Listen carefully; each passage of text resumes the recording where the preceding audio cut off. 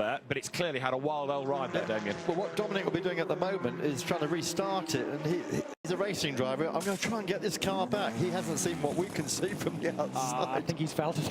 Yeah, exactly. I think he's felt it, to be honest. I doubt if he's trying to do that. I'd imagine he's probably trying to get himself out of there. Right, so the 3 safety cars, they're launched from the pit lane, they're launched from the first chicane, and they're launched from Mulsanne corner. It's not what we wanted. It's breaking this race up again, and it's going to hurt some people. It's going to, Damien, as we said, give other people a huge advantage. Yeah, and it's just luck of the draw, really. As oh, here we get a replay. Contact. Oh, It's a no, touch. Contact. He tried to go around the outside. Oh, that's a humongous impact. He tried to go around the outside of a Porsche and didn't leave him enough room. That's it would game over. appear.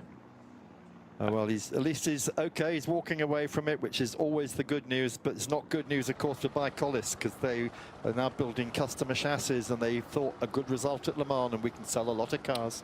It's shown its pace, because don't forget that car started flat last and had got itself up into the top 9, but that's a very, very big impact. It's certainly proved it's a strong car. Dominic Kryhammer is okay as he gets out of that, but that was a big, big off.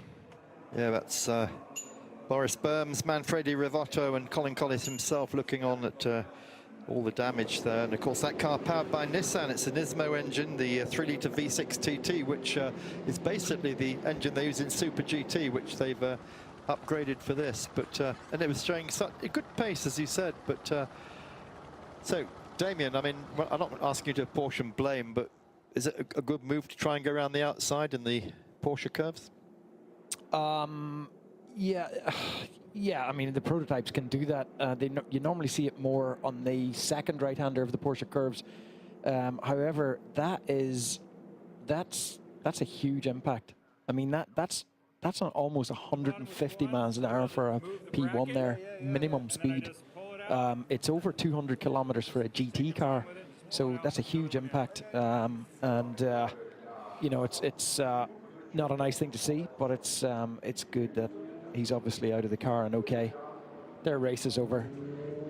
So you're a team manager, and you're under safety cars. You're not going to come into the pits unless you have to. So I guess some of these people are at the end of their cycle, because you know you're going to get held up by a red at the end of the pit lane, perhaps. Well, yeah, it depends on where the other safety car is relative to the one that they just left.